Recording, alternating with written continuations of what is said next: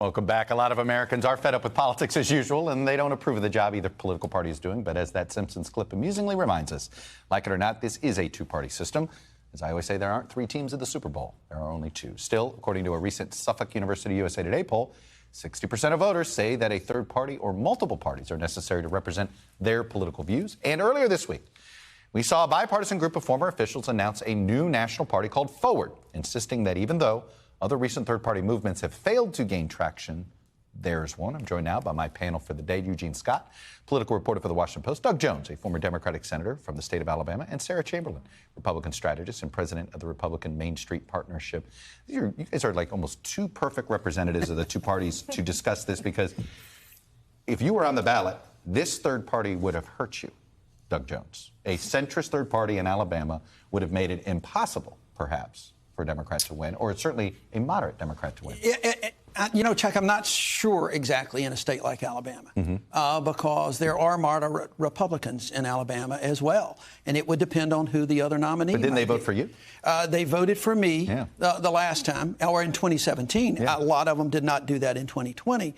So I think it could go either way. I think it really will depend on who the candidates are in any particular election.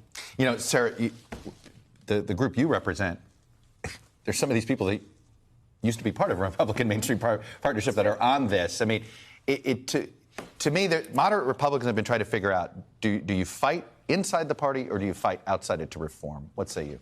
You got to fight inside.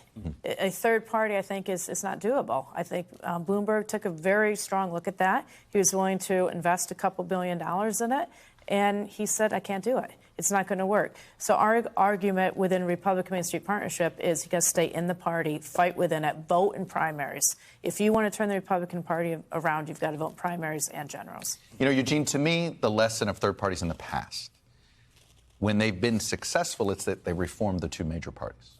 You know, Ross Perot's 19% got the Democrats thinking about deficit reduction and Republicans rethinking free trade.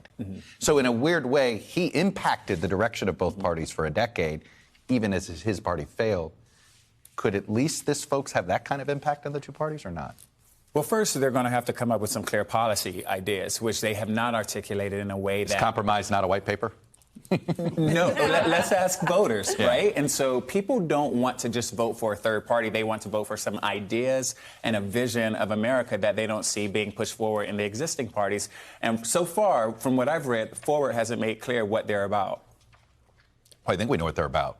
It's about they're just frustrated with the two parties, Doug, right? But I totally agree with Sarah, though. I think you have to do this within the parties, and you have to get people to vote. The problem that we're seeing is that people say that a lot, and then they vote, and we see candidates running on the far right, far left, because that's where things are. We've gotten so damn gerrymandered in this country and that's a huge problem. If we could fix that, I think we could get back to the center a little bit more.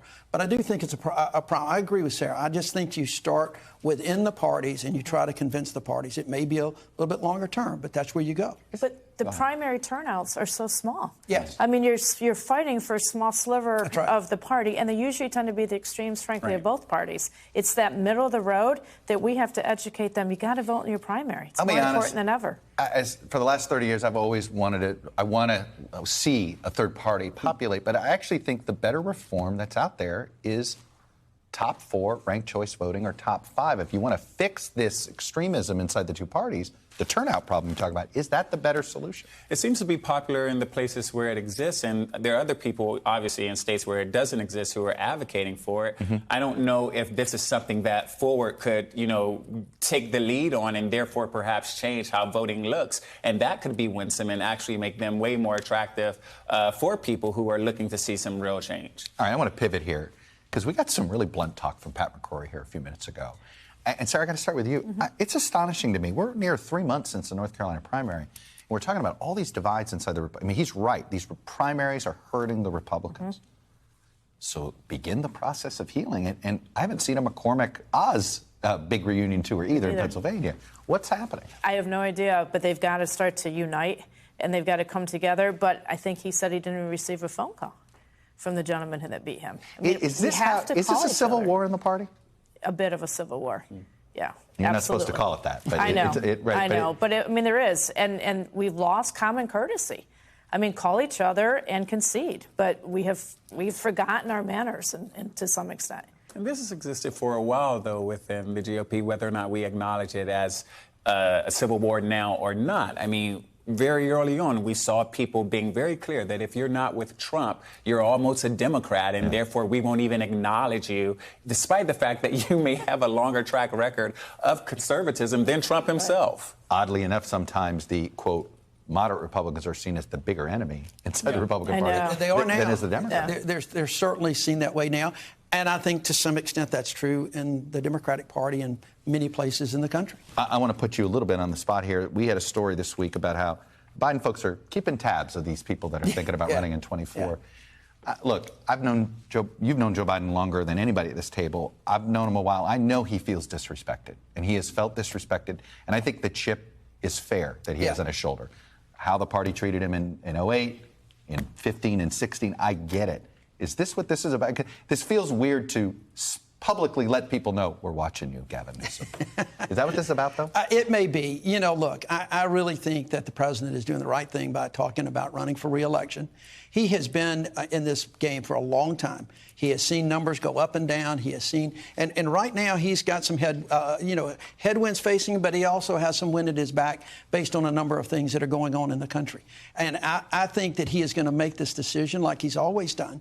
He's going to look at it on a personal level. He's going to talk to his family and see where he is. He's in a different place now than he was even 4 years ago or 2 years ago. And I think he's going to look at that and all. But yeah, I think politically, I think he's almost got to say, you know, we're watching, we're seeing, but he's also paying attention to what those potential candidates are saying and doing too, and how the country is reacting to them and the policies. Nobody's running against Biden policies yet.